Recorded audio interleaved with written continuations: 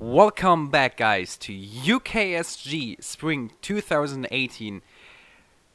We had a very beautiful and long and entertaining and very clutching weekend, but this weekend, this marathon, sadly goes to an end. But we saved the best for the end. I hope. Because we're gonna have a run that goes completely over every expectation. We're gonna have Final Fantasy 1 any percent PSP by IndDragPack. Let's give it over to Indy. Yeah. Thank you, Indy. Too late. Alright, yeah. So finally it's time for me to run something. I'm not ready for this. Okay. First of all, I'm gonna set up the names. Let's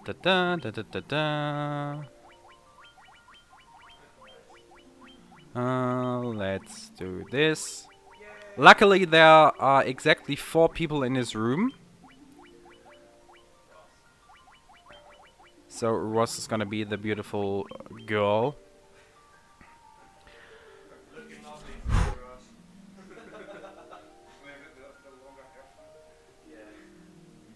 Let me quickly summon. Alright.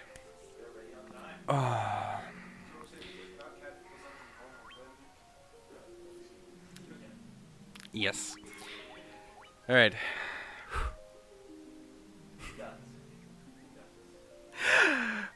The thing is, I'm very scared for a reason I'm gonna explain a little bit later. But yeah, I guess I'm ready.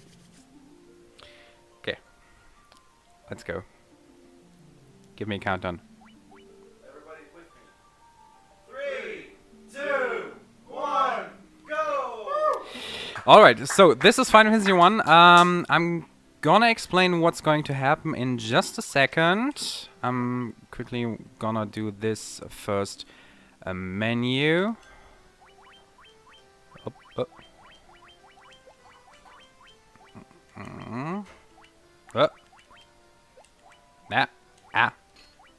Okay. Okay. Wait. Thank you.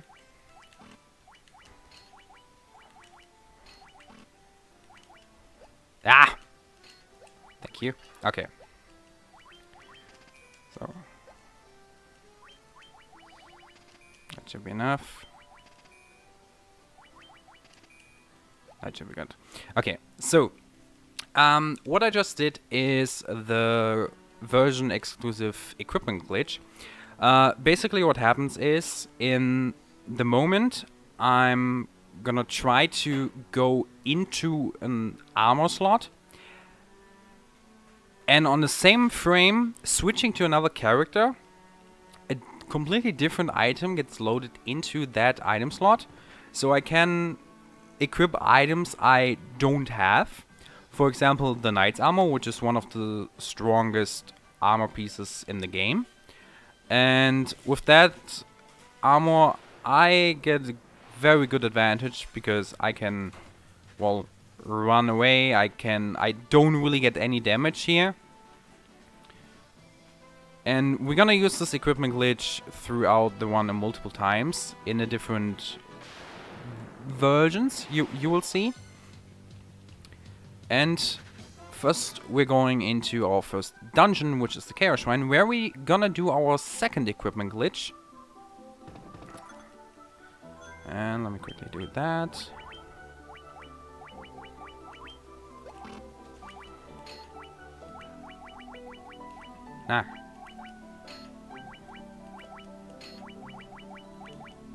Okay, so this time I glitched the level cap into a Judgment Staff, and you might wondering, wait a minute, I have a warrior and I have a thief with a like magic weapon, a wizard weapon.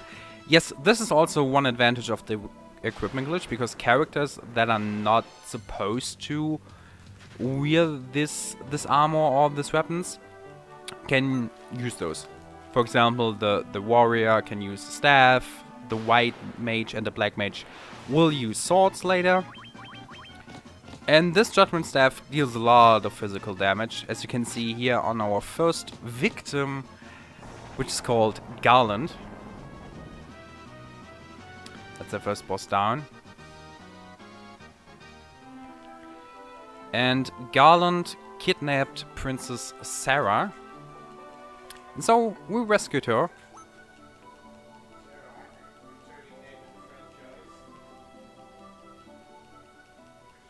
Yes.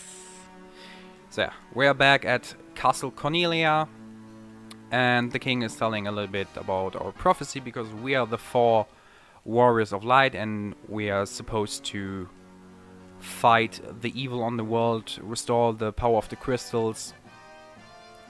And because we saved the princess, we're getting a present from her, the loot. Fun fact, the loot is an item we will use once at the very end of the run, after like 1.5 hours. And I believe the PSP version, Box, correct me if I'm wrong, but I believe the PSP version is the only version where you can't miss it. Because in every other version, if you just walk out and... GBA as well? Okay. So yeah, PSP and GBA are the only versions where you can't miss it, because as soon as you step out of the throne hall, Princess Sarah calls you and is like, yo, come back, I have something for you. And on the other versions, for example, PS1, you can just walk out, and if you don't know what to do, then yeah, you will miss it and will be at the final dungeon and don't have the loot and don't know what to do. So, this is another, or like one of the few cutscenes. We can actually skip it here. There are other versions where you can't skip it.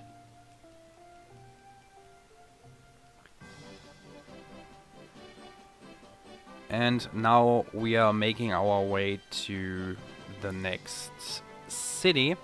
And throughout the run you will see me trying to avoid the forest as much as possible. I mean, obviously there will be places where I have to go through, but I wanna walk as much as possible on the grass, because the encounter rate on the forest is higher than on the grass.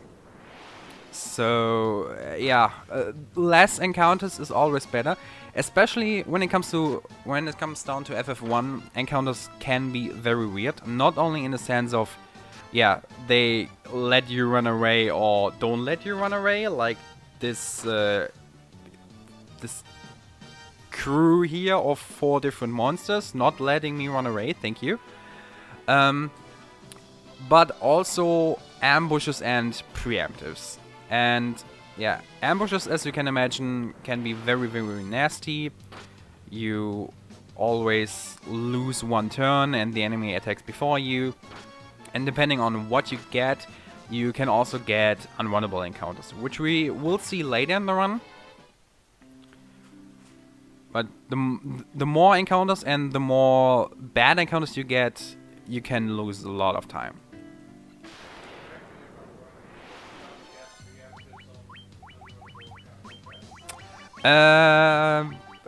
I'm actually not sure about this. I mean,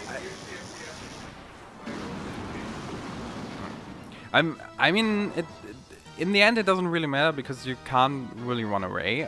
This was also one of the fights we cannot run away because these were the pirates. You've seen another advantage of the Judgment Staff, because we can actually use items in the battle and we don't lose them. And the Judgment Staff casts the spell Flare, which is a pretty strong black magic spell, I believe level 8. And it kills all of the strongest even, yes. And it automatically kills all the pirates. And now we got access to the ship. And you know, we have to restore all the crystals on the world. There are 4 in total: the earth, the fire, the water and the wind crystal.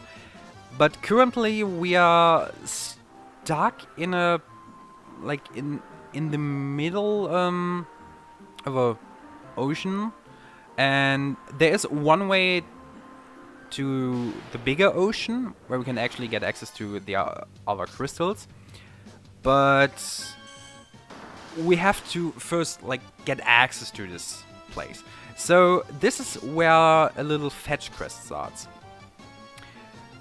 First we have to go into a cave, getting an item, bringing that item to an NPC, then getting another item from that NPC, going back, getting another item. So yeah, if you're playing this game for the first time and you don't read all the text boxes, then this can be very, very difficult.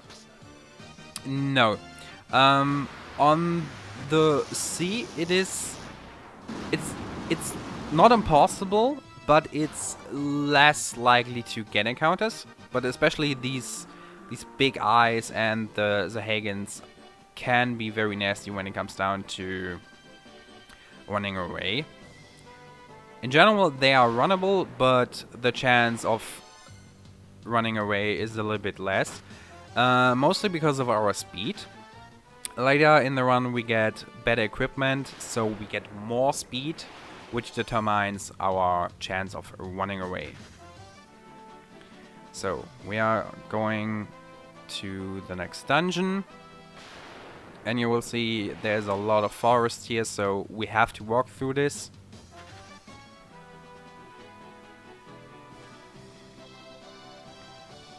But luckily the next dungeon is a little bit more friendly, just because on the fact that encounters are a little bit rarer there.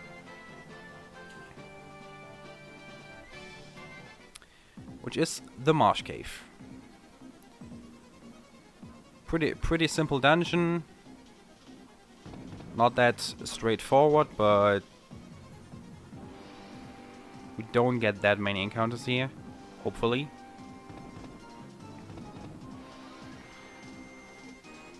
And 1, 2, was it this one? Yes, okay. Okay, I'm quickly gonna heal my party.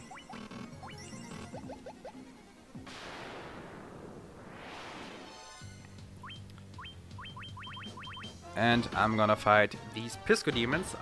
They are not a boss fight, but they are a spectral. A spectral means basically, a spectral is a field where every time you step on it, you always get an encounter.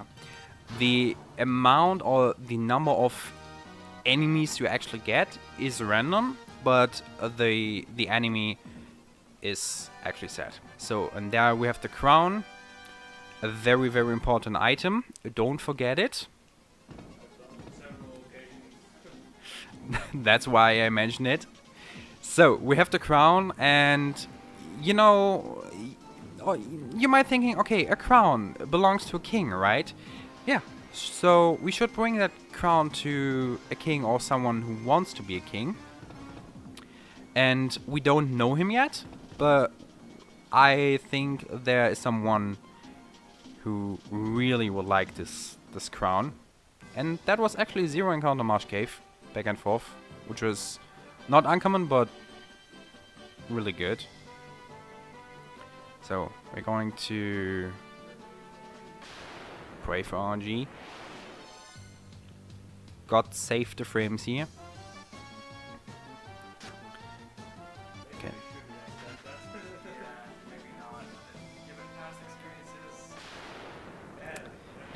Yes. Yeah. That was just a calm before the storm. So the next boss fight can either go good or bad. Bad in the sense of a little bit more time consuming. He can either use a normal attack or a spell called Death. And I personally like to have that spell on my warrior, because getting the black mage or the white mage killed will make our grind a little bit later longer. And the thief is also very important for the final bosses. There's the death on the warrior. Yes, nice. So I mean in general on the warrior and the thief is the better outcoming.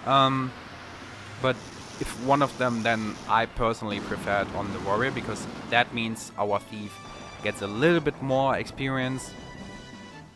Because the way how the experience in this game works, there's a like set amount of XP you get, and they get divided for every living or surviving party member. Which means the XP get divided by 3. Our warrior doesn't get any XP, but he will get, or he will have enough HP at the end, so that should be good. So, one thing you also saw, that I healed my warrior for just 51 HP. Reason for that is that in a later dungeon where we actually gonna grind, we want our thief and our warrior to be somewhere between 20 and 80 HP. So to make that a little bit easier, I won't completely heal them full. As soon as they go under 20, I might want to heal them, because it will take a little bit longer until we actually reach that place. So now we're going to the next place. Yeah, we have defeated Astus because he was not... He was the one who wanted the crown, but it turned out that he stole something from someone. And we're gonna meet that someone and give him or her the crystal eye back. And this is one of my favorite places because it has one of the best soundtracks in the whole game, in my opinion. We're going to visit Matoya, a very nice and lovely witch. Speaking of very nice and lovely, the Hagens and big eyes. Yes.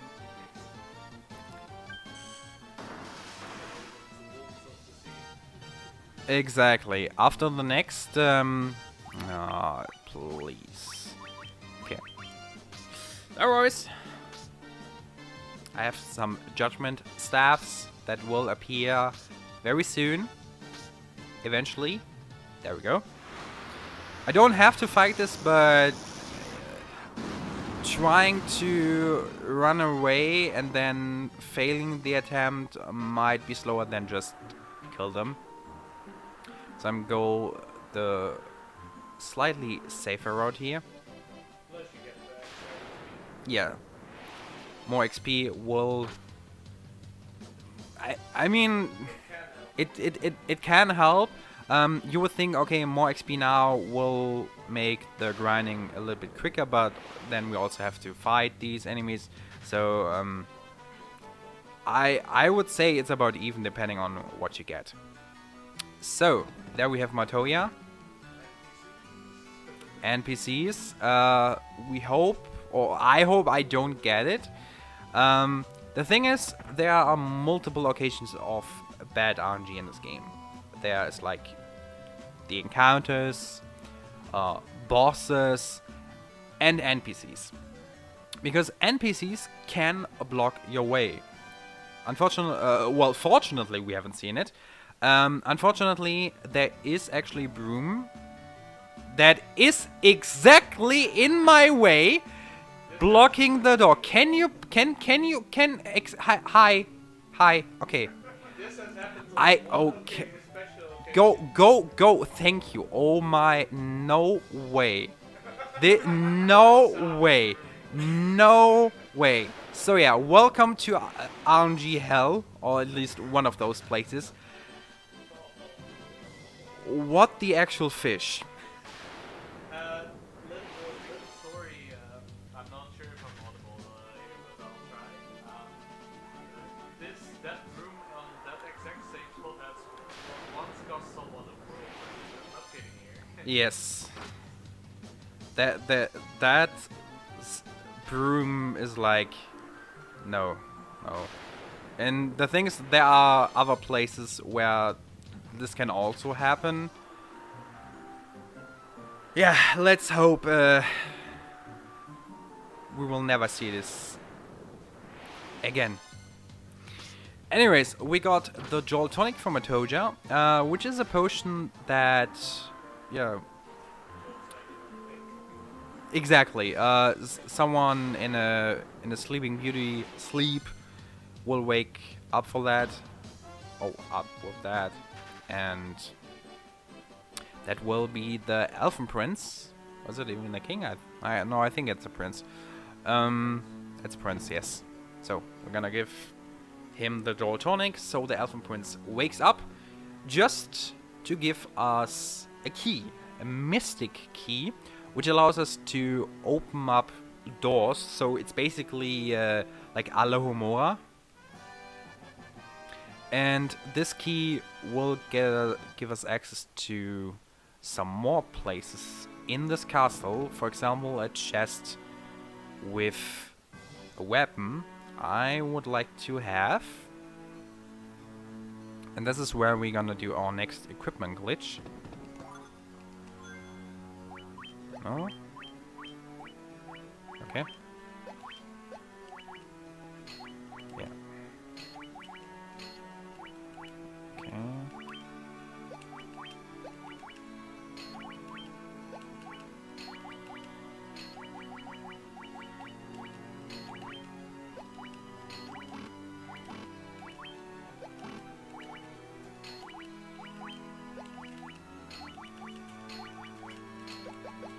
Cool. Yeah, that equipment glitch is actually frame perfect. It looks not that bad, but it is actually frame perfect. So, You can practice it to some extent. But you might have your better and worse days with this game. yeah. I mean, the glitch looks kind of difficult, but it is actually pretty easy. Speaking of pretty easy, now since we have the Thieves Armlet on every of our characters, we can run away much easier. And we can go back to Cornelia Castle, where we gonna get some nitro powder. And remember when I said that we are in a, well, closed ocean and that we have to get a way to, yeah, get access to the outer ocean? Yes. We're gonna blow up a canal soon, and this is why we gonna use this nitro powder. But we won't blow up this canal alone. There are some people very known to exploding things, and those people we're gonna visit now. Dump. Let me see if this was alright. Okay. More. Yeah, damn it. More encounters. But it will be good. In the meantime, I can explain a little bit about the team constellation, because there's actually a reason for every of those characters. The warrior. Oh no, wait. Let's start with the white mage. The white mage is there because healing. The black mage is there because God bless you. The black mage is there because he can use a spell called Haste, which I'm gonna explain a little bit later.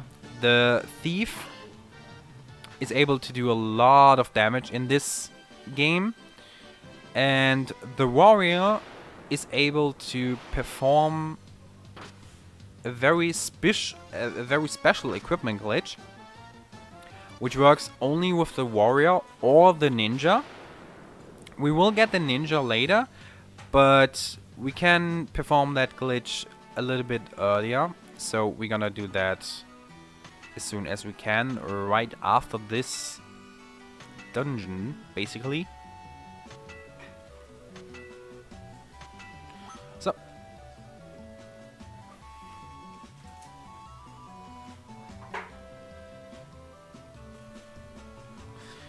So, a little bit free time.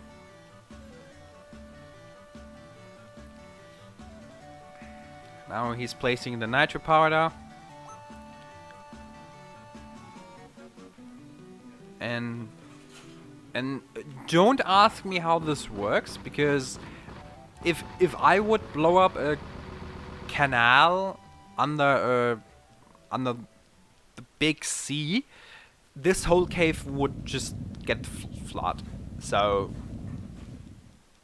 yeah, I mean, Final Fantasy physics, yay! Airships, canals. I mean, airships are possible. I mean, we have planes, aircrafts, and that kind of stuff. An actual ship with propellers and that kind of stuff. Yeah. Alright, so now we have access to the big ocean, and we can start our actual quest. Restoring the power of the 4 crystals. Yeah. And before we do that, we're gonna make a quick stop in a city I wouldn't really live in, but it is still my favorite city, because we're gonna do there a very, very cool equipment glitch. Actually, my favorite equipment glitch. What? And this is the reason why we actually need the warrior. First of all, I'm gonna sell the knight's armor, which gives us enough money for the rest of the run. And we're gonna buy the steel gloves. And with that,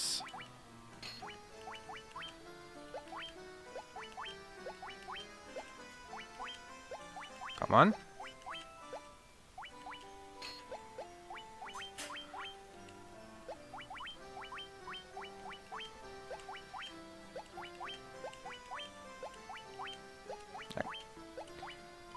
Excuse me. So, there we go. So yeah, this is the Barbarian Sword. A weapon you only get after defeating the Super Boss Chronodia in the Labyrinth of Time in her strongest form. And that weapon deals so much damage that, yeah, we won't need any other weapons from now on.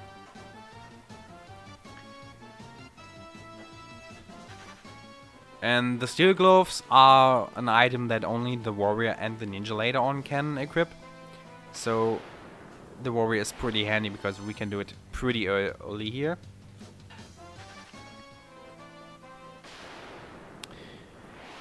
And I'm getting a few encounters here, which I don't like.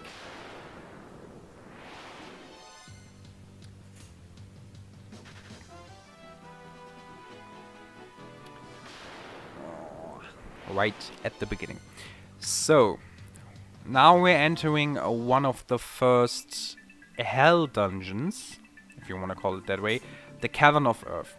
The reason why the Cavern of Earth is so hell is not only we have to visit this cave twice, but some of the enemies are, first of all, unrunnable, and some of them can make your day very hard. In terms of, like, they can paralyze you, they can even petrify you. And this all happens on the 3rd floor, which is why I'm gonna do my first safety save here. I bought some gold needles just in case. But the thing is, if I, for example, get an ambush with cockatrices here, there is a chance that they just petrify me before I can even try to do anything. So even the gold needles doesn't really help.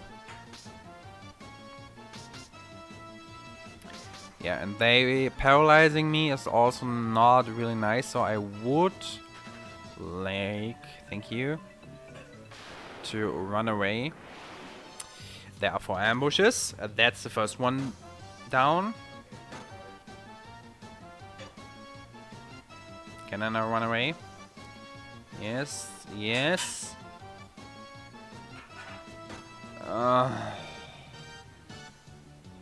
I'm just gonna try it.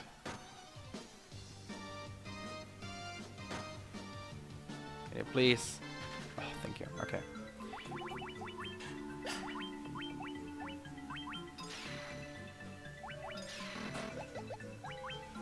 So, I'm gonna save out here again. Because as you can see, this cave can be very, very bad.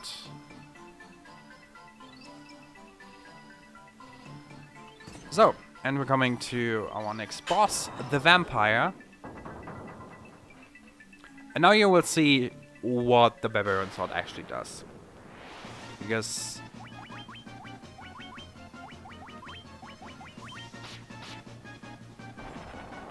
that.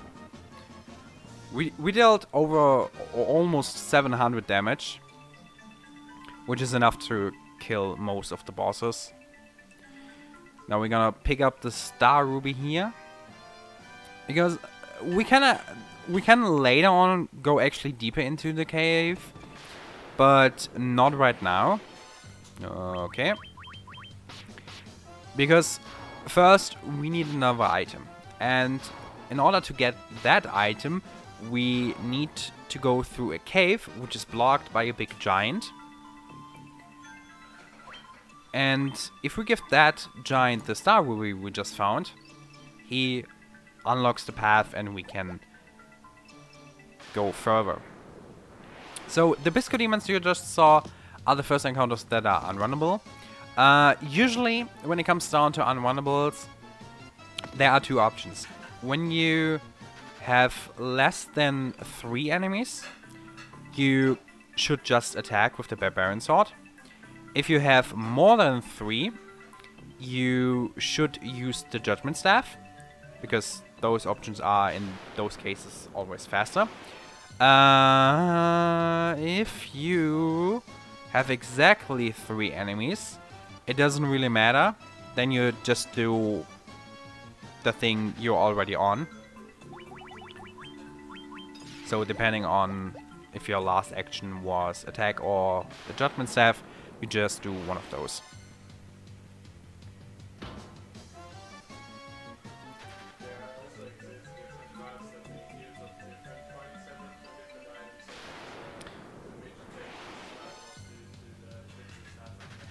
Alright, yeah. Well, not sure if you heard that, but there are actually different routes. And I'm using the I'm just calling it traditional route, the route I learned, which might be a little bit slower, but that's the one I'm the most familiar with. Although I don't think it's that slower. It depends on the enemies. I mean, if I don't get any unrunnables later on, which will definitely happen, then this might be a little bit faster, but yeah. You lose a little bit amount of time due to the extra items that you're picking up. So this round, if you don't get any unrunnables, this round is definitely faster. The thing is, if you get only a few unrunnables and can use that items, those items save seconds per usage, because they are several seconds faster than the Judgment Staff animation.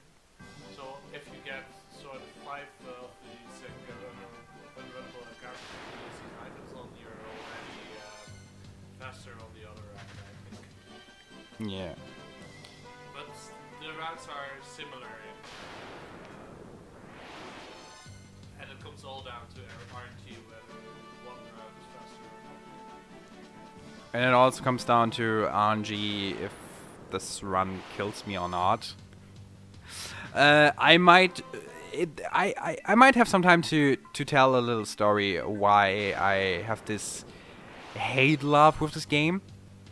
Last year at ESA 2017, I did a race against Box and Cruel. And Polster is saying, hang on. Oh yeah, thank you. Thank you. Thank you for the bucket, yeah. So yeah, I did a race against Box and Cruel, and we agreed on an estimate of 140, which is usually very reachable, no matter what route you're gonna take. However, a Box and Cruel finished around the 130 mark within like less than a minute or something. I actually finished above the estimate, which was not because I was bad or because I did a whole lot of mistakes. It was because I got so bad and atrocious RNG that the fact that I didn't broke my PSP was everything. And if that wasn't enough, after that race we did a bonus race. Or well, I did a bonus race against Cruel. The Hellfire Chasm. 10 minutes estimate. Cruel finished within like 6. And I finished again over 10 minutes. And the thing about the Hellfire Chasm is it's a dungeon, 10 floors.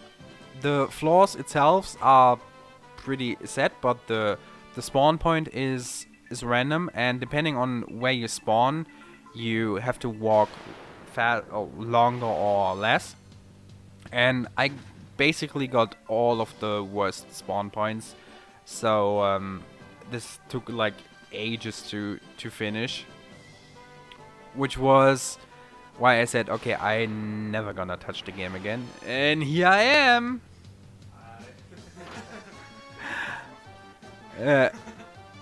And what actually happened after the run, we all thought that we were off microphone. And I placed down my headset and was saying, apparently still on mic, what the actual fish, censored here, someone give me a bucket, I seriously want to throw up.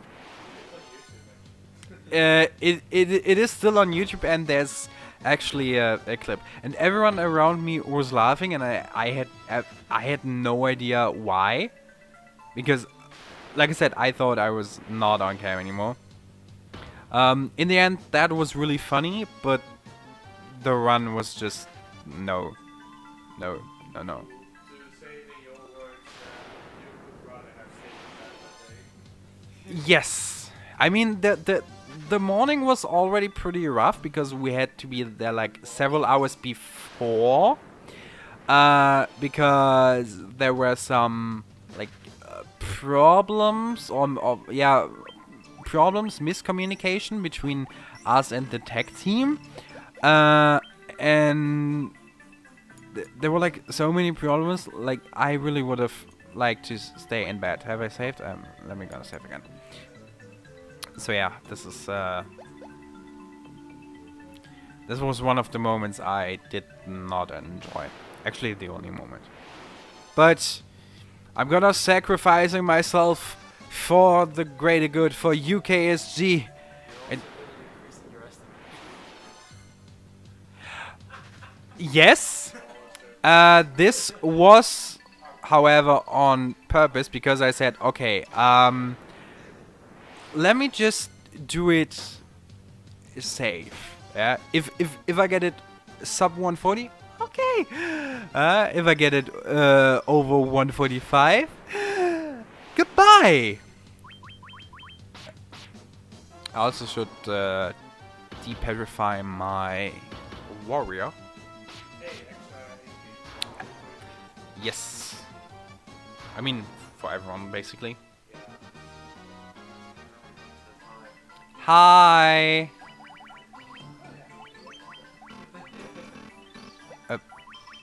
Yeah, nice thing.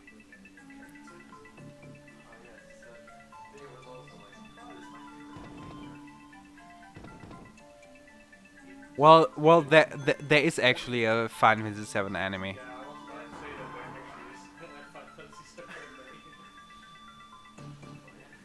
So he's not that wrong.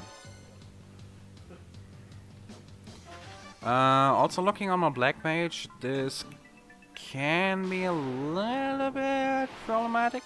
Because the thing is, every time I get a level up, I get either max stats or minimum stats.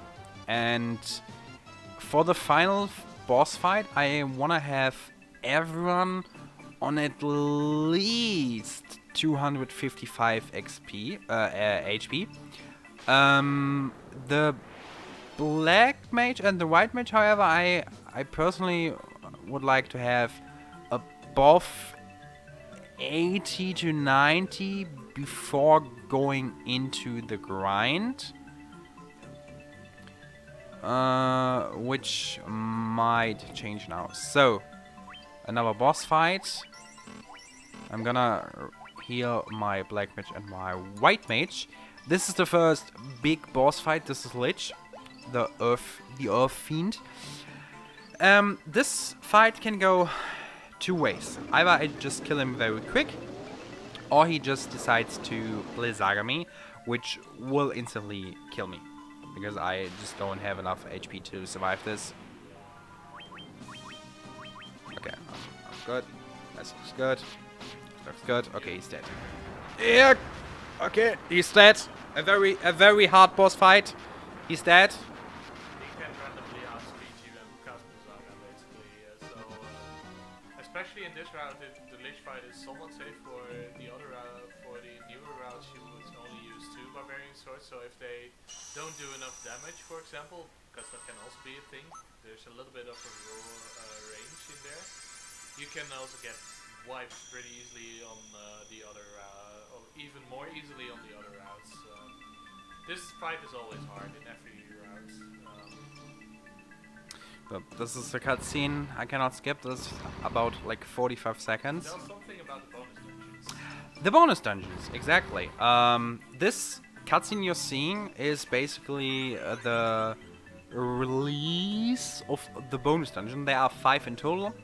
The 4, well, normal bonus dungeons called the Earthgift Shrine, the Hellfire Chasm, the Lifespring Grotto, and the Whisperwind Cove. And those dungeons you can always enter after you have defeated the related, well, Earth Fiend. And in this case, we now can enter the Earthgift Shrine. And there's also the Labyrinth of Time, where we can find the super boss Chronodia, which we are not going to enter. And in those bonus dungeons you will find 4 bosses, all from different Final Fantasies. In the Earthgift Shrine you find bosses from FF4. In the Hellfire Chasm, no, in Earthgift has Final Fantasy 3. Hellfire Chasm has FF4. The Lifespring Grotto has FF5. And the Whispering Cove has FF6. And I really would like to run away. Yeah, so I can stay annoying throughout the early part of the game, although he'll soon be upgrading his Hellfire. Please. Thank you. To be fair, yeah, Yeah.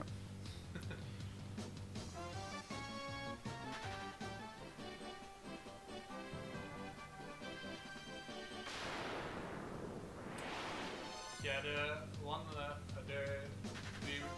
Indie is running any percent right now. There also exists an all bosses category in which you do all of these bonus dungeons. Indie just mentioned. It's a really fun category if you're tired of grinding any percent, because you see the bosses from the other games, puzzles. It is in itself a very enjoyable category. Yeah, I had a very long break of FF1, and then I had a good friend of mine, Cruel, visited me, and we decided to, yo, I'm gonna teach you all bosses, and I was like, okay. And yeah, I did my first run, he did a D-Rost run. We actually finished within like 5 minutes of each other. So this was a very cool and interesting run, which I'm definitely going to continue at some point. I should learn it sometime as well. I mean, it is definitely very cool. I just full run. That's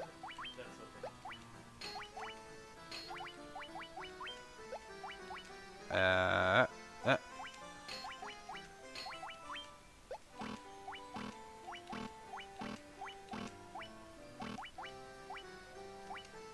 Thank you.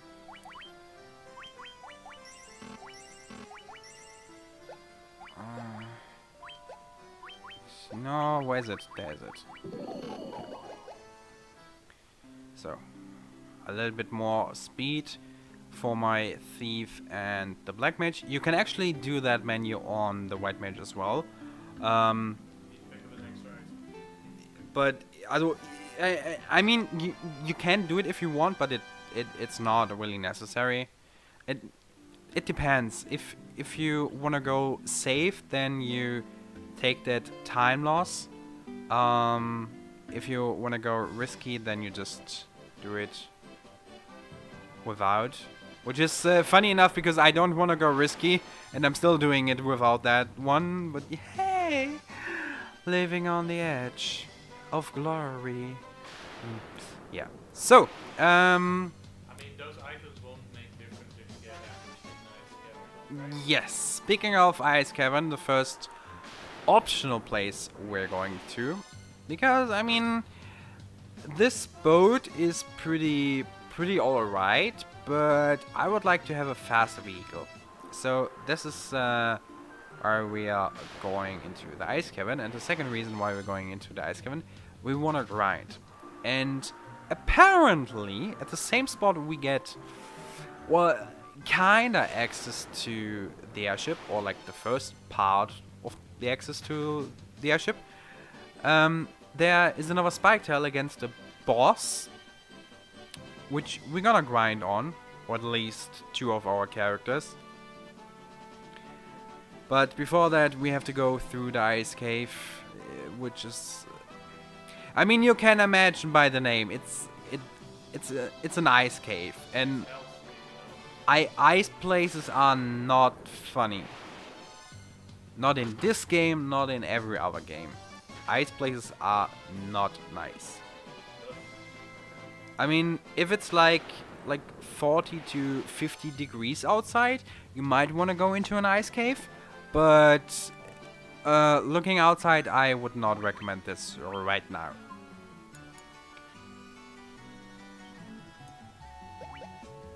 This place combines several worst nightmares. Yeah. Cockatrices, Cock- make their return. Cockatrices, Pisco demons, white dragons. Ice gigas. Oh, so many bad things can happen here. Layers. For example, those.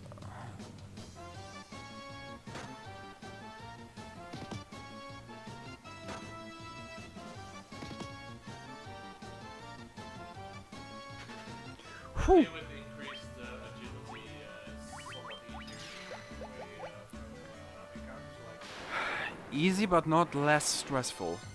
Oh, yes. And since we have 3 enemies, I can just Rare one. attack. Yeah, 1 in 64, I believe.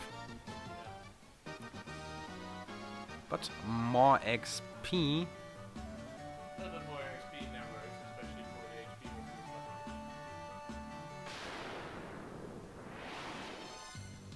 Yeah, and so many undead people. No.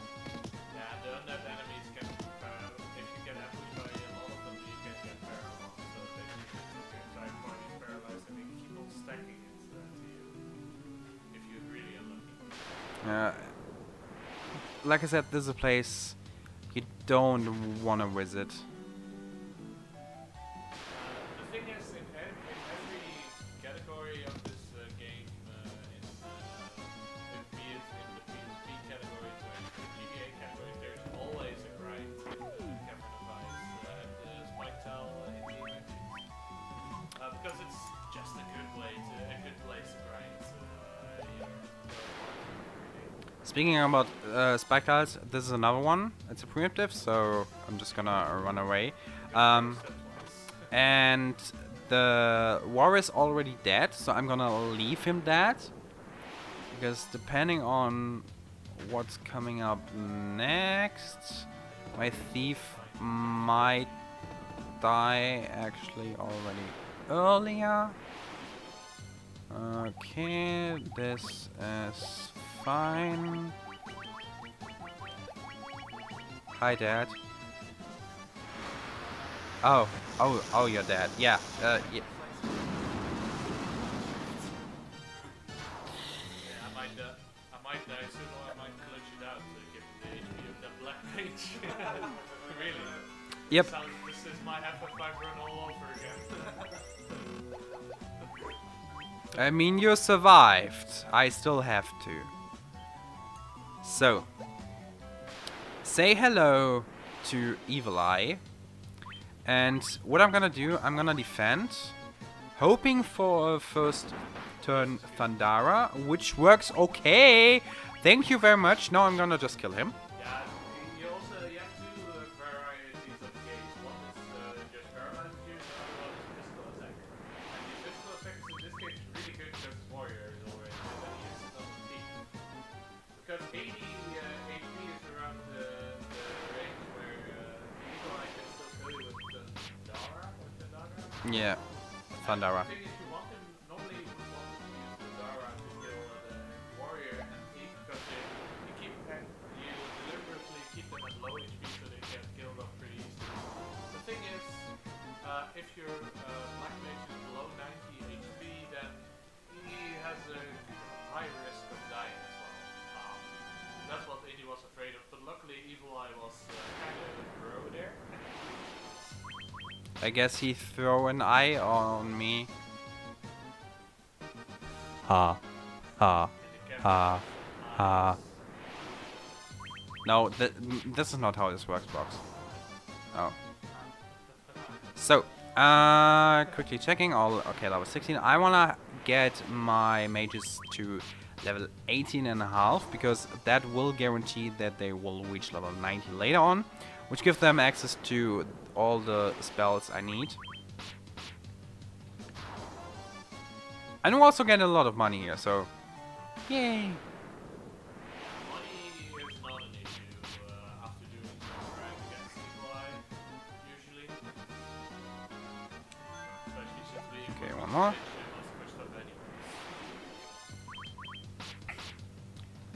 One more. Okay, let's go. Yeah, not really. He's still very low. So now I'm gonna heal everything to full.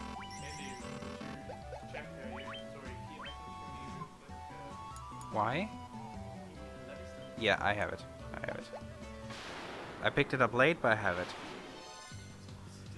I have it. No worries. No worries. I've on several occasions also forgot the light sun, so you have to look around which is Yeah. not fun. The thing is, there are multiple items you have to pick up, and if you leave the dungeon without picking them up, you have to just go back, and that loses like time. Hello, my friends. So, This will guarantee that your mage is at the right level. well, it will happen anyways. Ding dong, the doorbells. Aye. Ouch. Okay. Either I broke the couch or I broke my legs. Bones. Whatever. I broke something. What? I don't know. Something. Okay, I sneakily have to take. Yay! Other people. Well, at least one part of other people.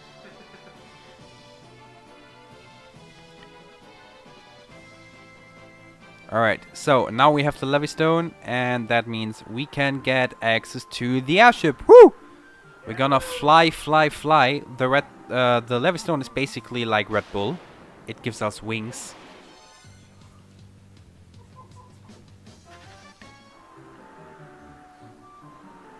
Alright.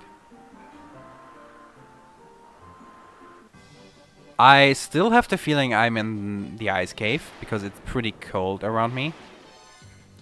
Might be because someone from the outside came in.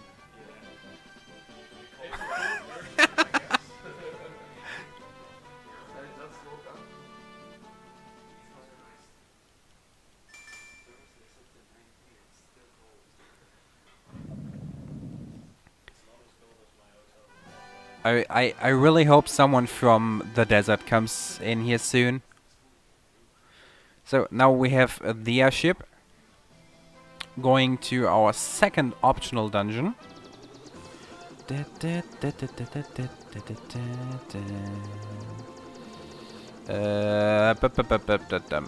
go, there we go.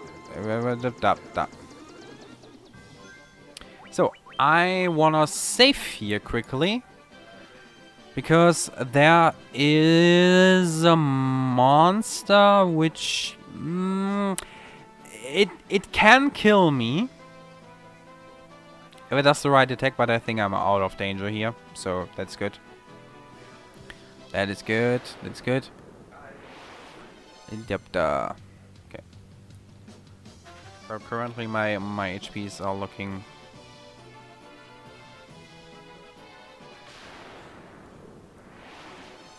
Alright. So we're going to the Citadel of Trials because we want to do a small job change. But for that we need an item to prove our strength. And this item we will find here. In my all bosses run I did something very, very stupid. So I hope this won't happen again. So please pray for me. Please pray for me. Yeah.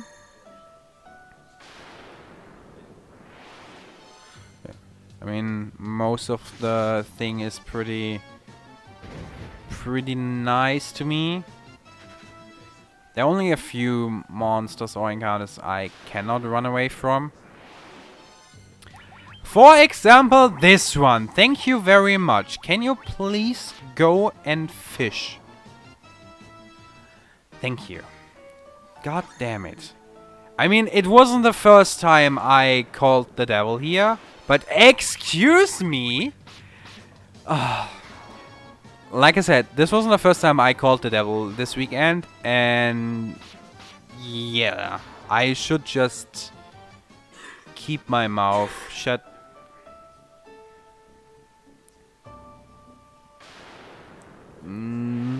Thank you. Okay. So, another spike tile, which we're gonna encounter twice. Just for the reason, because we want the chest up there. Because there's an item we need for a later equipment glitch.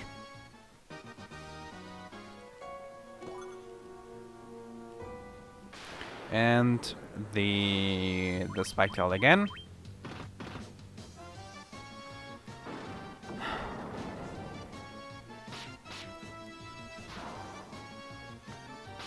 All right.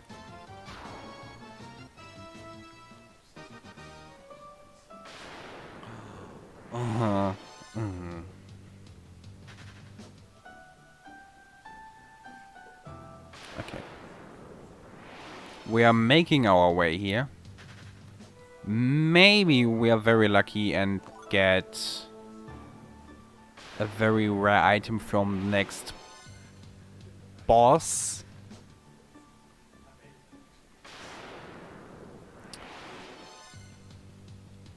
Come on. So, that's the item we need, the rat's tail, and now we're going into the next spike tile against some dragon zombies, which will appear as a normal encounter later on. But this time they are just a spike tile. And maybe we get a mega elixir here? No. I wasn't expecting it, but hey, maybe calling the devil. Okay.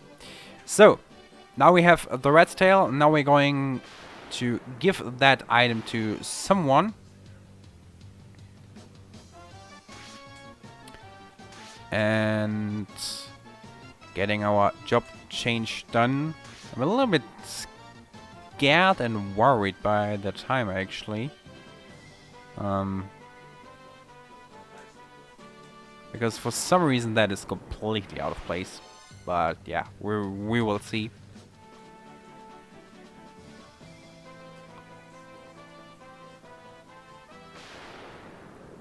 Okay. One thing I haven't mentioned yet is the order of the party members, because that one's actually also pretty significant. The person or the character on the first spot gets hit. I think like the chance to get hit is like 50%.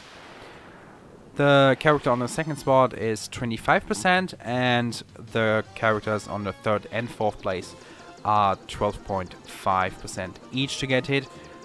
And so it's pretty, excuse me, it's pretty important to have, like, for example, your warrior on the first place, because he will get more often and he can tank more hits, and the mages can't tank many hits. So yeah, exactly, it is Bahamut.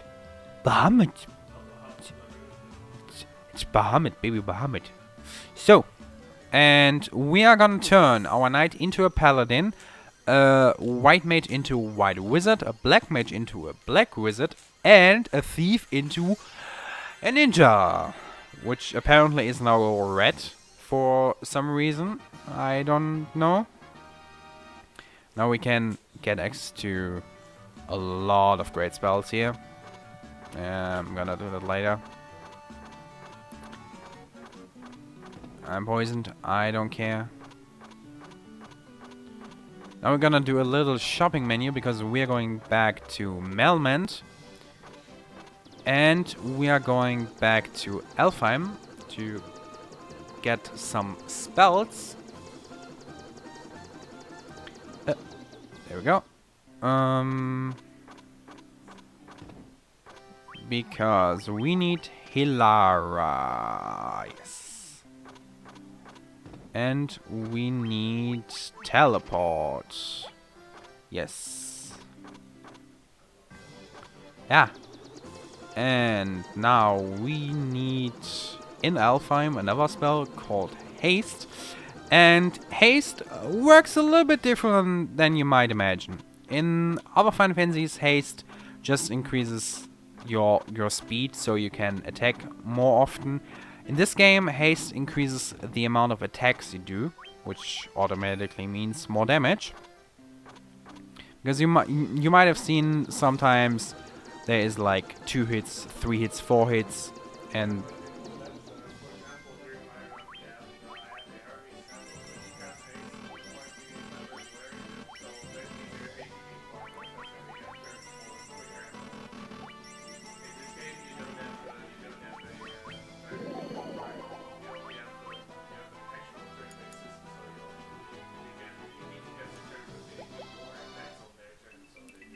yep.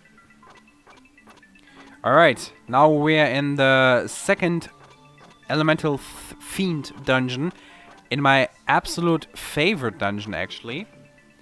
Because, well, lava boosts! And the thing, how this lava boost works, you might have seen it in FF5. Whenever I walk on the lava, I get damage, but I won't get any encounters. So, as long as I walk on the lava, I don't get encounters, I don't get ambushes, and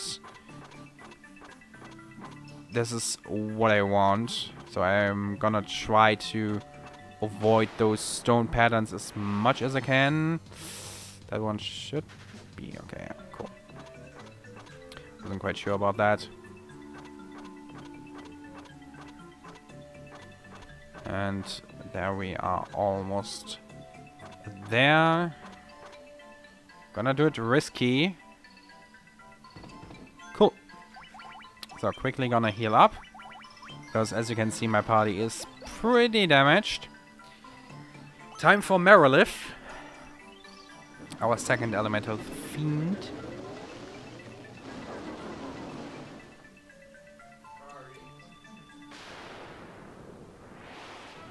And once again,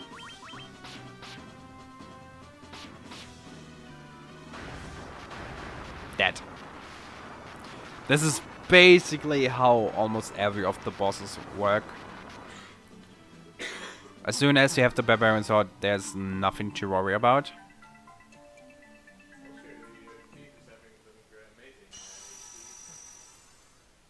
Honestly, I don't really have that much trouble with my Thief. It's mostly my Black Mage, actually.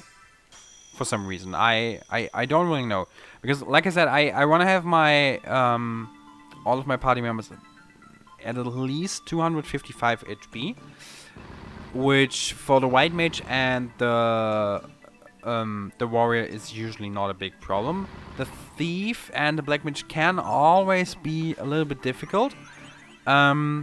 We have a, I want to call it backup strat for that, to increase our HP later on, but it shouldn't be too bad, and we will see how it turns out. So, next up, actually talking about the backup strat, because we are going there right now. There's the place I want to go, yep. So, the next dungeon is the Sunken Shrine. And now, question to the audience. What do you think is the problem about the Sunken Shrine? It is underwater. Exactly. And, well, since we are people that... Yeah, we cannot just go underwater. We would drown. So, we need a way to actually breathe underwater. Which is why we called, or why we bought that fairy in the bottle.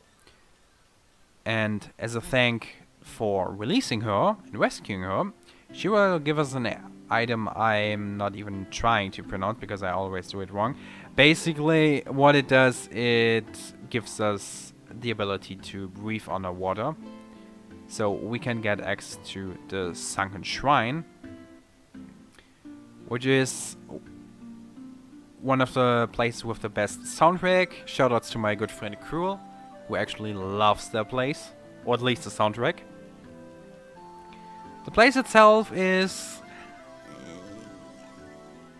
either it goes good, or either it goes good in a bad way.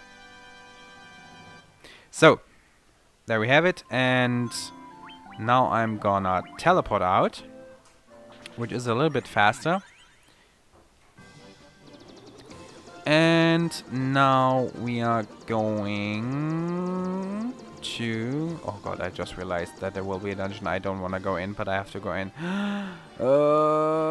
Please someone kill me. No. Okay. So, now we're going into the next city. It's Onarak, and from here on we get access to the Sunken Shrine.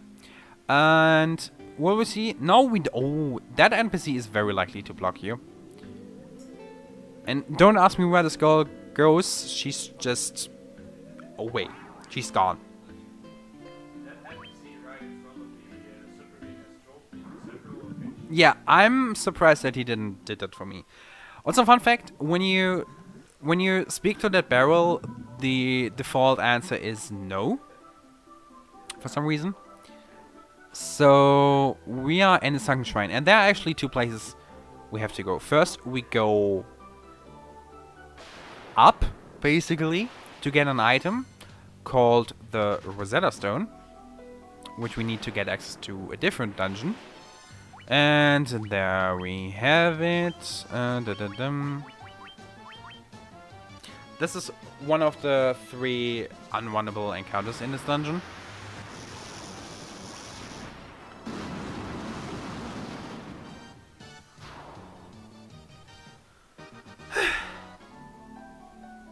Okay, wrong way. Ah, see? That's what I got for going the wrong way. I mean, it's okay. I'm like super scared because like something completely went wrong. I'm supposed to already have loved this dungeon, but hey, we've run. All right. So on this next floor, once we reach it, which will be shortly in a few seconds, just after I finish breathing. Thank you. On this floor, we won't encounter any enemies, which is good. So we can just make our way to the Rosetta Stone. That's a Rosetta Stone.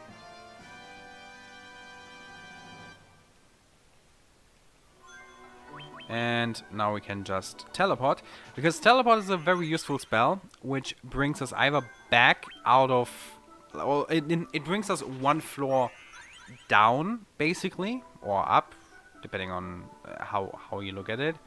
In towns, it brings us back to the world map, because that's just one floor. In this dungeon, it brings us one floor closer to the exit. And since I don't want to go all the way back to the first floor, we're just going to use teleport. Now we're going into the other direction, because there's also an elemental fiend here. And it's water. It's an elemental fiend. It's something someone wants to release, so you can guess who it will be.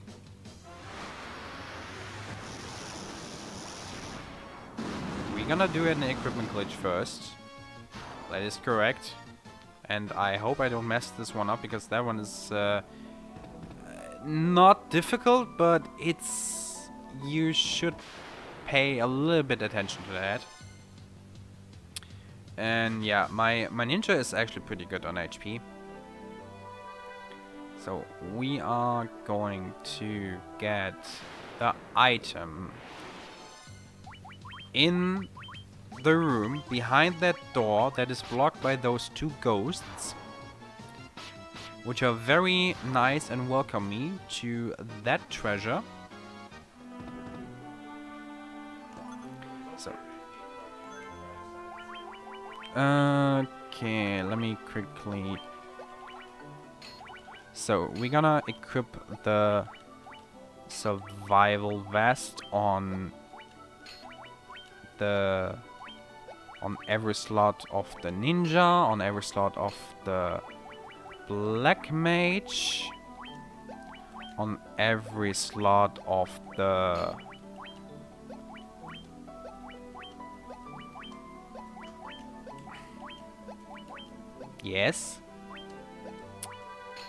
on every slot of the warrior, and we're gonna equip the lordly robes and the survival vest.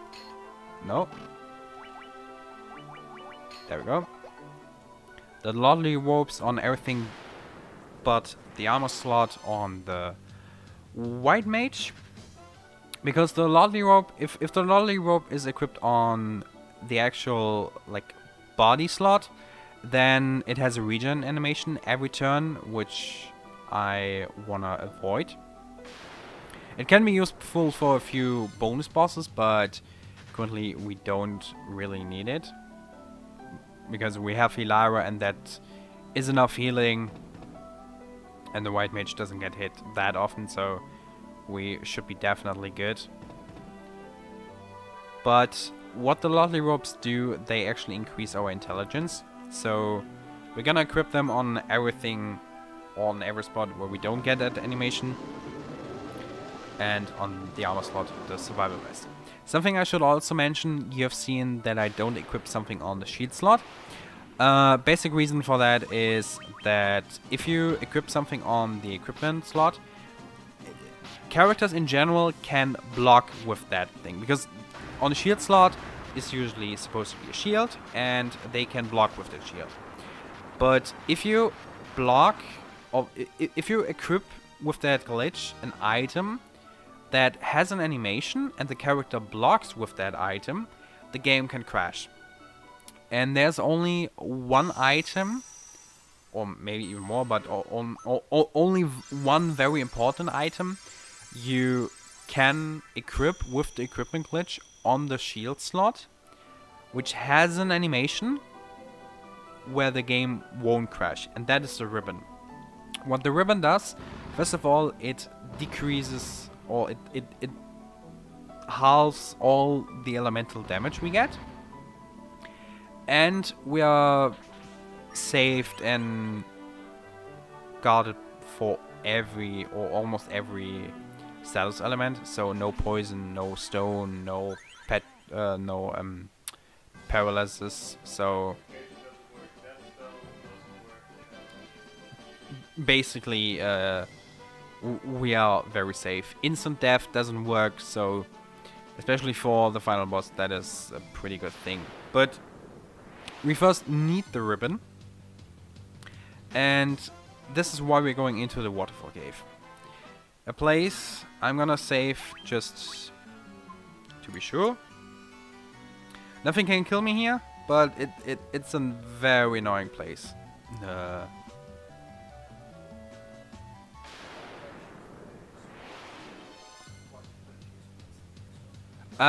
Because it's the fastest version.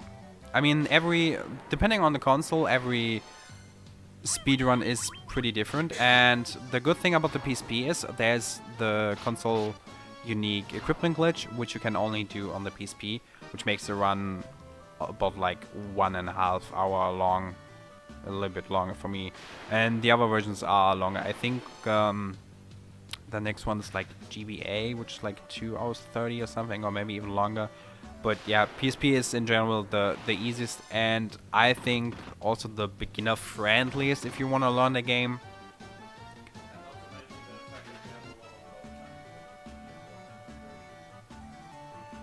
Yeah.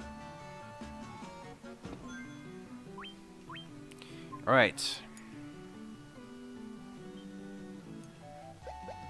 So I just saved because there's another spike tile I can run away from, but those 9 cockatrices and things, they can either kill me or they can kill me. So, yes, they can kill me, actually. So, sorry if I haven't mentioned that, but yeah, they can kill me.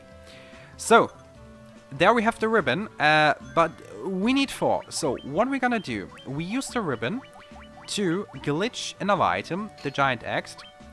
Now we're gonna re-equip the barbarian sword, and then we have the giant axe, and with that giant axe we can glitch the ribbon. Sounds crazy, I know, right? We first used an item to glitch an item, and then we glitch that item into the item we want and have, and glitchception. Yeah, I got a level shield. I mean, it was fun.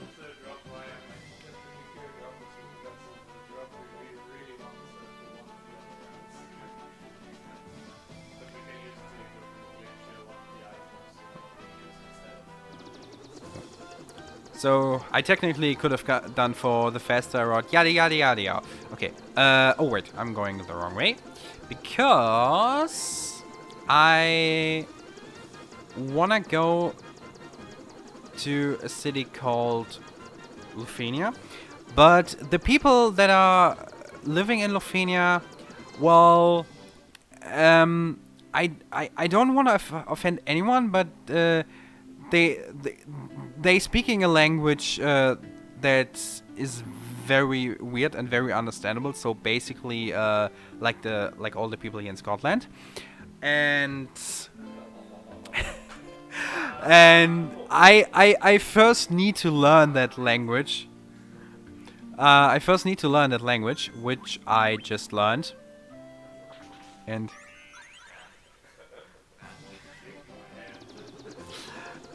so now I learned the language, and now I can go to Lufenia.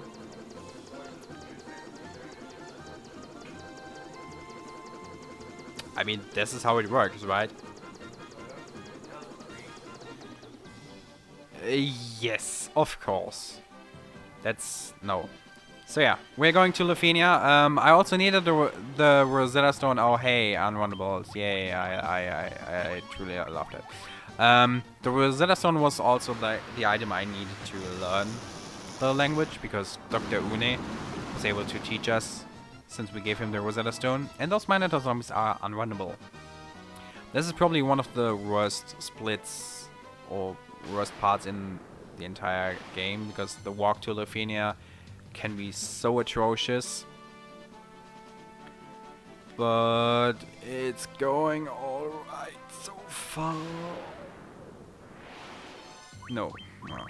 I hate Minotaur zombies. Yeah. I mean, there are still a few monsters coming up.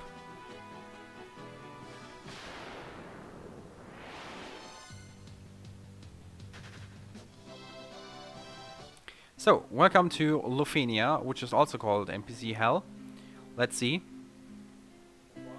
Oh! Please, one round of applause for Lufenia, because that place was, yeah. I mean, it has nothing to do with skill or the likes, but those NPCs can block your way, which is just like 95% of the times there's at least one NPC in your way. yeah, and the rest 100% there's always someone blocking your way. That is all right. More Minotaur zombies. So, now we have the Chime and the Warp Cube. Those two items will give us access to the next and second to last dungeon in the game. And there we will find the fourth and last elemental fiend, which will be the Fiend of the Wind. And I am very close to reach that dungeon. Once I get to my airship. Yeah, thank you. So, this dungeon contains of two parts. The Mirage Tower, which has a very high encounter rate once I get through the door. And we see the vampires again. And the Flying Fortress. And the Flying Fortress, I don't want to spoil anything yet, but maybe we see something hype. Oh, yeah, I know what he's talking about. Well, I would be surprised if you don't know. But yeah, we will see. Time will tell if we actually get it. Because there's a very, very rare encounter there. On the last floor. It's a 1 in 64. I've never gotten it doing an actual run. Not even during my casual playthrough. And yeah. I mean, I would like to see that one. Especially since it would give us a lot of XP. So that one would make the final fight like super easy. Which is why we're going to save before that once we reach the actual dungeon. Yeah, this floor of the Mirage Tower is absolutely garbage in terms of encounter rate. She always gets a ton of encounters. Oh, very bad place. And yeah. There isn't anything you can do about it. Especially if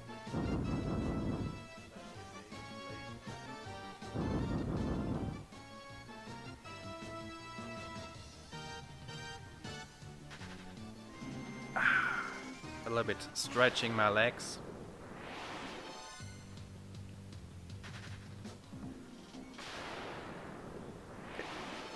the fireless, by the way, can't do anything. Now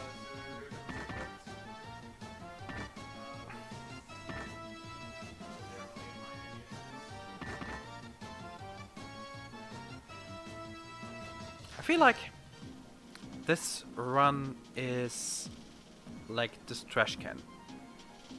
garbage.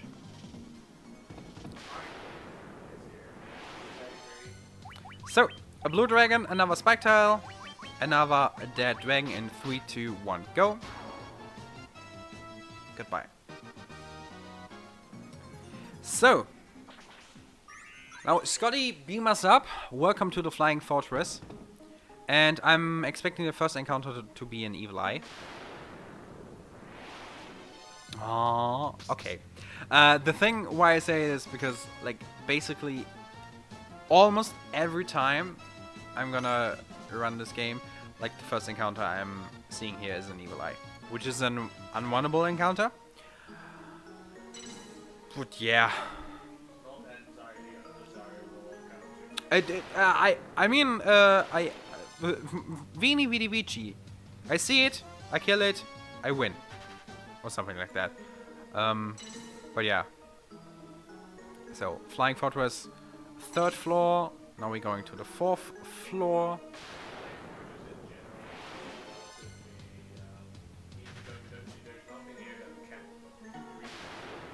Except for the very rare encounter that is maybe coming up next.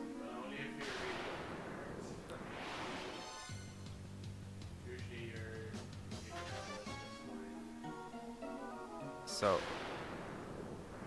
hey, there's a warp spot. Maybe I should just move along and not like get. Why do I have such bad luck? Like, honestly, okay. So, and yeah, let's see. Come on, give it to me. Nah, this is not the one. That's also a rare encounter. Yeah, but this is the wrong way run. Come on. I don't care. Come on. Yeah, okay. Well, but two preemptives, that is very interesting. Okay. I guess. What? Hi. Zeta saying 1 out of 64, please. Yes, exactly. And yeah, this is Tiamat. For Tiamat, there's only victory, except when there isn't, because he's dead. Sorry. Wow. People in the hallway are laughing so hard. I should have become stand-up comedian. Also, you can still get the environment encounter. Maybe. We will see. Not entirely out of the question. And with this last GPA bonus system, the Labyrinth of Time is PSP exclusive. For other bonuses, Whisperwind Cove. looking up to the Elemental Leads, just Whisperwind Cove. or GPA version. Whisperwind Cove. That's the Whisperwind Cove. And if you're asking why I'm whispering, because it's the Whisperwind Cove. Hashtag sorry, not sorry. Alright. Sorry, Indy. Why do you say sorry, Indy, to Indy? That doesn't make sense. Yes, but I said sorry to everyone else. That doesn't make sense. We have a message from Zeta again. What message? Is he asking what my favorite Final Fantasy is and why it's Final Fantasy 1? No. What? It says, German guy being funny. What world is this? Well, I could answer that, but then I would probably get banned from HGDQ, SGDQ, ESA, RPG Limit Break, and every other marathon I can think of.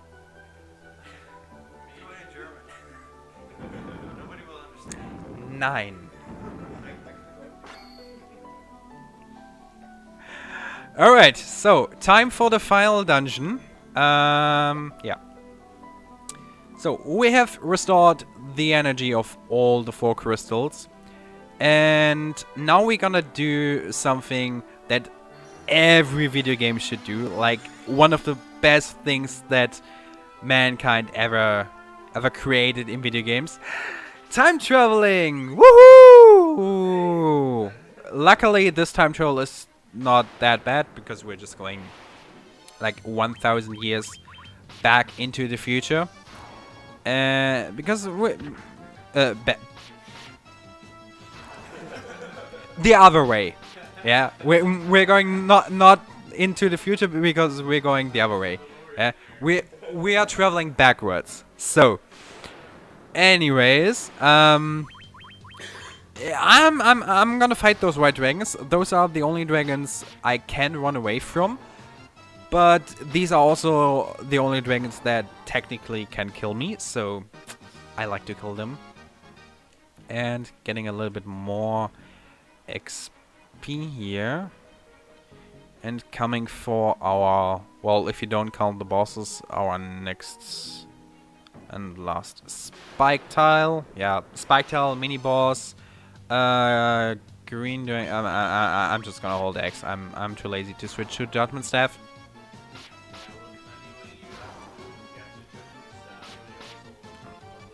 Yeah, I mean that's technically the thing. Okay.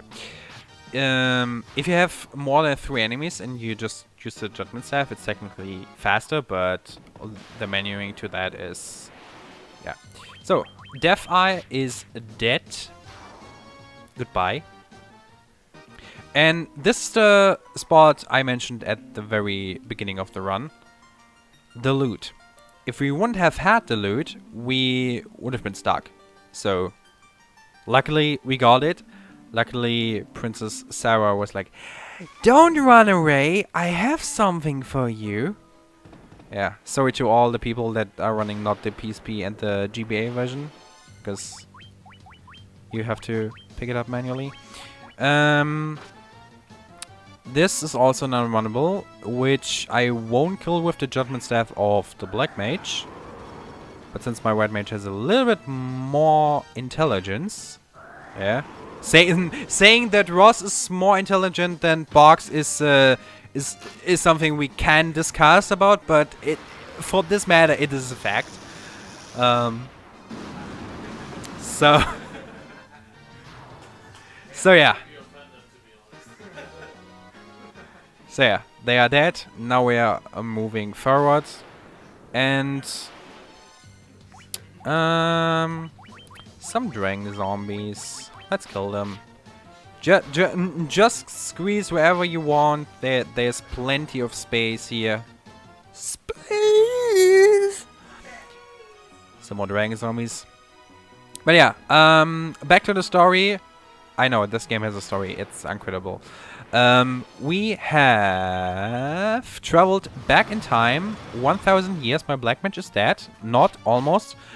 And because we figured out that the world threat that also ended Boxy right now is still there.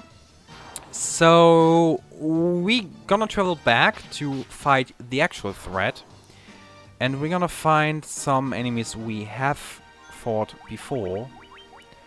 And those we will fight once we revive Box again. Because he was dead. If you haven't noticed. That's why I'm telling it again. You are welcome.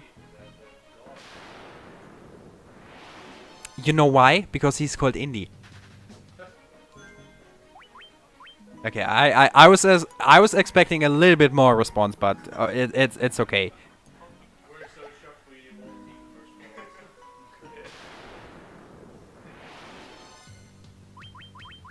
Also, these white dragons we see in the store here have the nickname of the double dragons, named after who often has his own side on these funny things. You know they have a heart. I think we are almost there. Okay, yeah, cool. So, only a few floors left. And we're gonna have our boss rush starting very soon against bosses. They just wanna have a comeback. And I think they deserve a second chance. Yeah, I mean... Yeah. We're gonna fight Lich again. We're gonna fight Merilith. We're gonna release the Kraken once more. And as before for Tiamat, there's only victory, except when there isn't. So, but those bosses are now a little bit stronger. And as before, Lich has a very powerful spell. This time, it is Flare, which will definitely kill Box if you use it. We will see. I mean, if Box survived this, then, like, I mean, if he uses Flare and he survives it, which I doubt, but, I mean, we'll see. I think. Okay, he's dead. Well, okay. Box doesn't die. Congratulations, Box. So, that was the first of our boss rushes. And now we are going to the next one, Merilith, which is a pretty short floor. And obviously we're getting an encounter. Luckily there are not many unrunnables here, which will be different on the next floor, which is probably one of the worst floors in the whole game. There are not a lot of unrunnables on the next floor, but let me put it this way. The unrunnables don't appear always, but when they do very often. Basically, every time. You will see why. Hello, Merilith. Can you die? Okay, Merilith doesn't want to die. There we go. Yeah. Okay, I'm pretty scared about Box because he has 150 HP, which is not enough. I mean, I want to have him on 255, and this boss rush doesn't really help since I only get like 1 XP from those.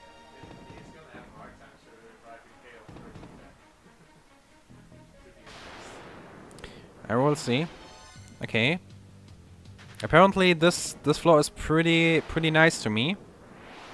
That's what I thought. Thank you. I should not call the devil.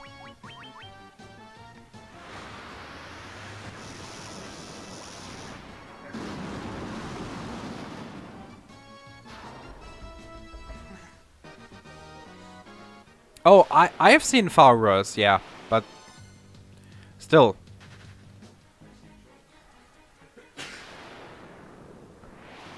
Alright, there we have Kraken.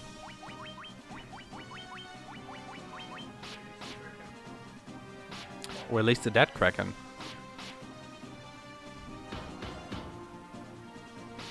Come on.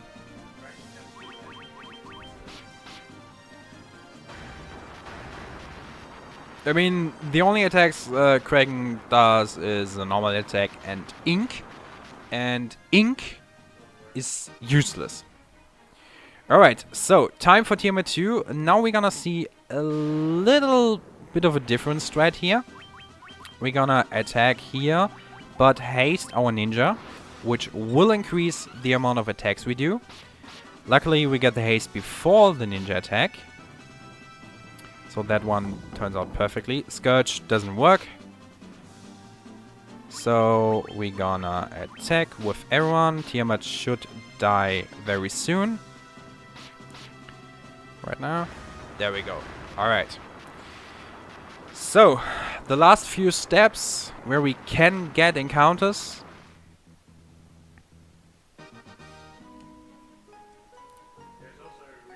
Alright.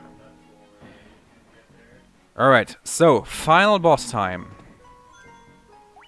Let me actually... Yes, golden staff. Let me do this. Okay. Alright, saving, and now it's time for someone we have seen before, someone we have battled before, but someone who hasn't shown his true form before. Because this is Garland, traveled back in time and summoned the 4 elemental fiends, but it turns out that he is a big bad guy after all. He is the chaos that threatens the world. His name is Chaos. So, I'm gonna do a Giant's Tonic on my White Mage. Yeah, I'm gonna... Okay, start hasting. So yeah, I'm gonna do the Giant's Tonic on my Black Mage, healing with my White Mage, hasting my Ninja first. Hopefully he use a... Okay, Blaze can be difficult. Let's see how it goes.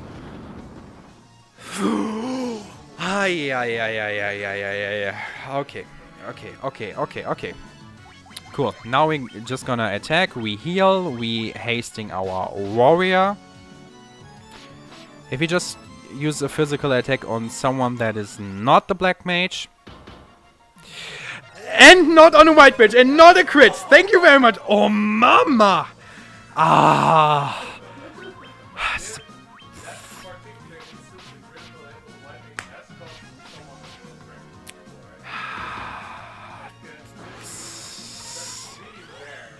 I'm getting the worst runs and the best chaos fights in terms of entertaining. Oh, okay, now we're just attacking, now it's just holding X. Oh god. Tsunami, pretty long animation. My heart. Yes, get slowly but steady ready on time. Yeah, I'm gonna call time if I not die before. Like, physically dying before. Like, my heart already skips a beat. Maybe 2, 3, 400. Come on, can you just...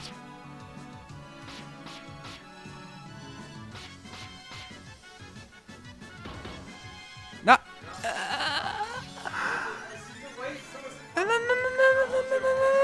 Come on. Time! Oh! No! Oh my god! Maybe I'm gonna picture that. You did it! I'm gonna... 140 was the estimate I was thinking of before, and I was very scared to actually go with it, because this game is like a crying baby. You beat your ESA run! 140 flat, nice. Nice, whoa. Or I'm sorry about your... it's absurd, don't worry. Oh, Indy! That is nice. You legend! I was biting my nails in the last one. It was like, oh, he's getting so close to the 140. Is he gonna get right before it hits? Alright, so, quickly want to announce that the announcement and afterthoughts will delay by like 30 years, because I just became older, like, oh my god. And I'm not sure if I should tell this, but I think I shit myself. Whoopsie! Indy, I have another proposition for you. Oh god. Remember that idea we were discussing earlier? What idea? Hellfire Chasm idea? It's already pretty hot in here. I'm not sure. I mean, if I finish Hellfire Chasm with 10 minutes flat, I mean, I mean, asking the people here, do you want to see 10 more minutes of me running a very beautiful game? Yes. I can't hear you.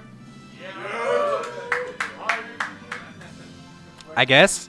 Let's get it set up then. Oh god. Indra, NDOP, only get it. Yes.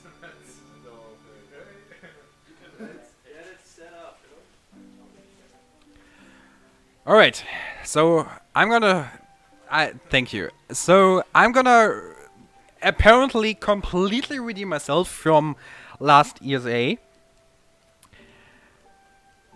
I mean, to be fair, you already had it prepared? No, I just did it in settings. Yes, of course, You yeah. can easily change the category title and that kind of stuff. How can I skip the credits? You can just reset your PC. Okay, then we do it like this. Select AD. Okay. Oh god. Or LR. All right. So, Hellfire Chasm. Like I said, this is a bonus dungeon 10%. calling. Oop. You know what? I'm just gonna use that one. That is. That's the different. I mean, it doesn't really matter which save file I'm gonna use. And oh, it does matter which save file I'm using, because for that one I first have to get my airship, which is like imagine the Chaos Shrine is like Glasgow. Yeah, my airship is basically parked in China. So I might want to use the save file that is actually properly prepared for this. Oh, and let me first teleport out. Can someone please make the Jeopardy music? Jeopardy. Dim, dim, dim, dim. No. It's already like. Bum bum bum ba-dum bum bum bum. No, I'm empty. I mean, I asked for. That's a lot of teleport. Yeah, you make a lot Yeah. of floor transitions in the Chaos Shrine, so teleporting out takes some minutes. Roughly. Yeah. So guys, how was your day? I hope you had a beautiful last day here in Glasgow. I had a very nice day. I first was sleeping, then I was getting almost killed. Now I'm just teleporting out. Thank you. See, perfect Überleitung. So funny enough that all the Germans now laughed. So wait. Don't say anything. Wait. Stop. Okay, so. Oh god. I don't wanna do this. More lava, yay! Okay. Let me quickly. So, we're gonna save again. So.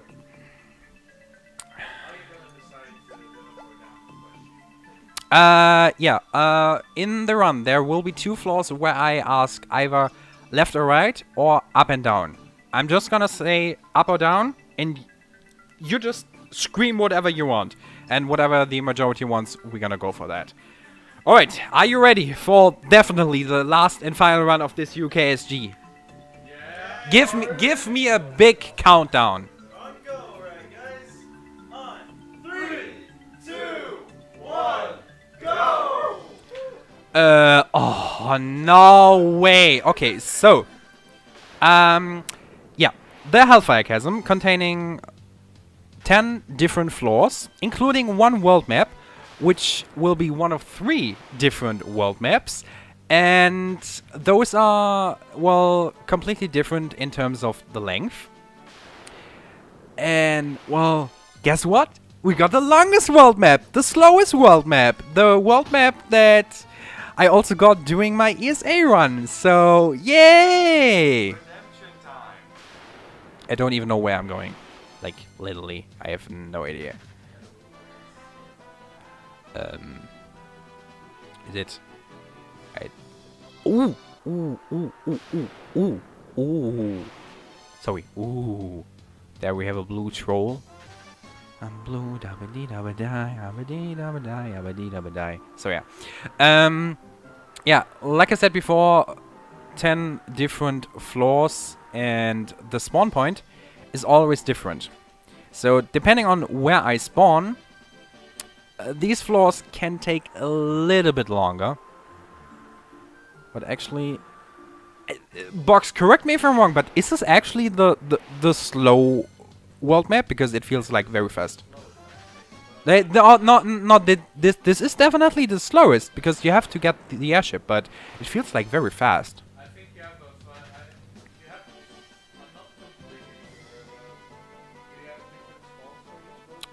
No. The spawn points are always set. But like the world map you get. You only get one world map, but the one you get... You are just a walking record. Thank you. I'm taking this as a compliment. So, we need to get there.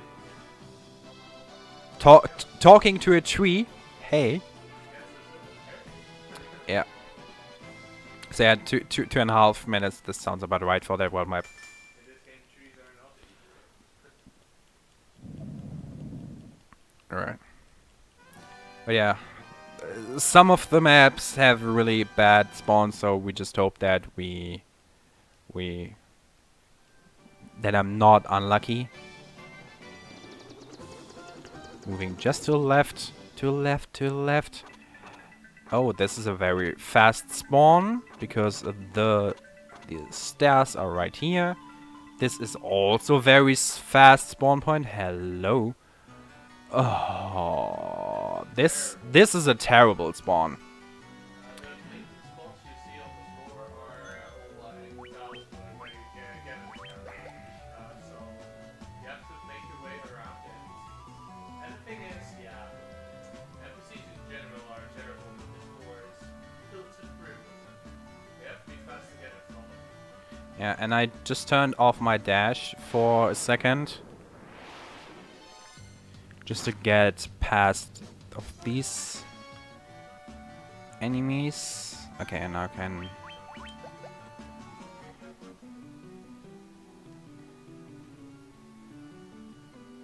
Moving along those ones.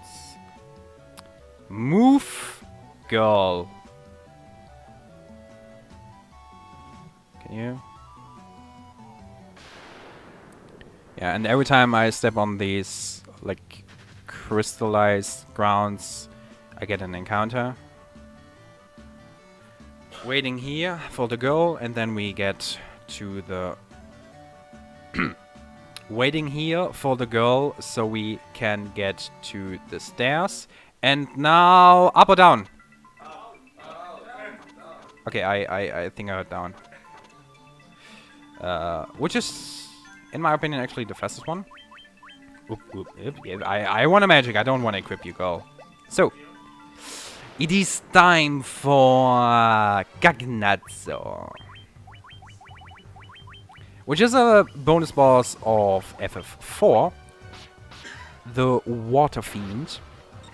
I'm just gonna use usual Tiamat strats. I mean, we have the Barbarian Sword. We're cool. We're sauce. We are VIPs. Thanks for taking the White Mage. So it should be... Should it be good? I think it should be good. Eventually. Maybe. Probably. Hopefully. Tsunami.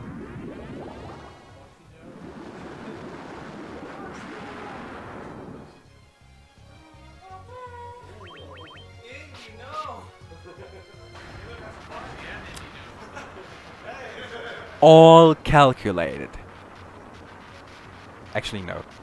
Because I can't calculate because the mathematics books is behind the PC. Anyways, yeah, sorry. So let's heal me up before I go. Just wanna hang on like a yo-yo. Okay. Is this? Excuse me. Okay, I'm getting the worst villager floor. I'm getting the worst world map, but I'm getting all the other good ones. There's only the cave left, the labyrinth, which has a set spawn point.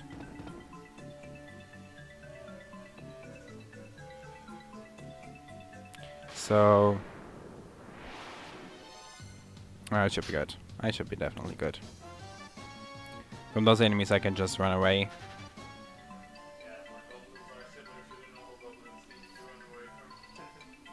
I mean, not that there's anything in this dungeon that can be difficult, but yeah. No, they are not. I don't even know if there are no. Yeah. Squid dragons are unrunnable, but those appear in the Whispering Cove and the the live streaming water. Alright, yeah, this is also one of the bad dungeons, which I can barely see the ground. Ha!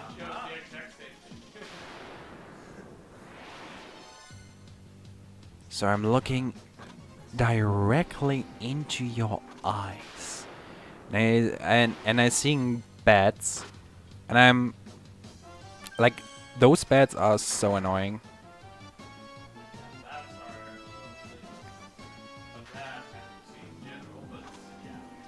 Go. No, no, no, no, no, no, no, no, no, no, no, no, no, no, go away. Thank you. No, blah.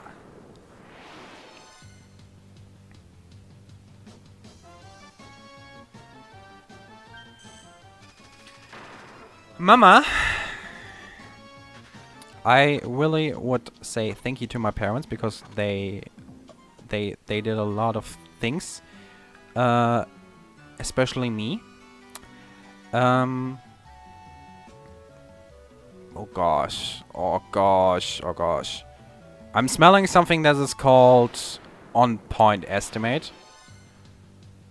which if that happens, I might actually need the bucket. Alright, up or down? Up. Okay, I heard up. We gotta go up. I wasn't even sure. Is that even up or down? Oh, yep. Okay. Cool. We're gonna go the wrong way. Oh, mama. So I'm gonna call time again.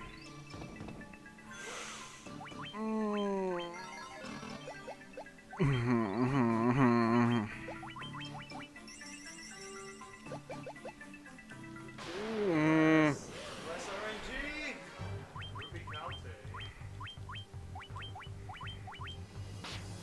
Oh god. Oh god. And he's showing his sexy leg. Sexy leg. Woo! Sexy! Oh god. Oh god. Oh god. Oh boy. Oh boy. Oh my body. Less RNG, boys. Oh.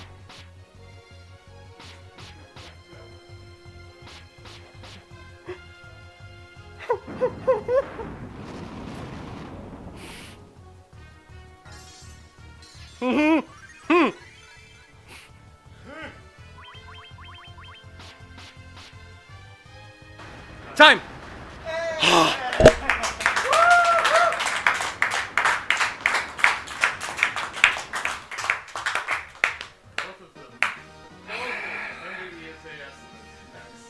Welcome to Top 10 Anime Deaths. Place number 1, the almost death of myself. Whew, okay. You redeemed yourself. So, let me quickly think if there's another Final Fantasy run I went overestimate. No, luckily there's not. So, You don't have time for other Final Fantasy runs. I'm very glad we don't have, yes, because another one my heart would not survive. Can you actually see this? Like no. So yeah, that was Final Fantasy 1 80% and Hellfire Chasm PSP, which was sadly the last run of this marathon, but we gonna quickly, very quickly set up our afterthoughts and announcements. And yeah, then we gonna be right back, so give us like 1 minute. So we'll be right back.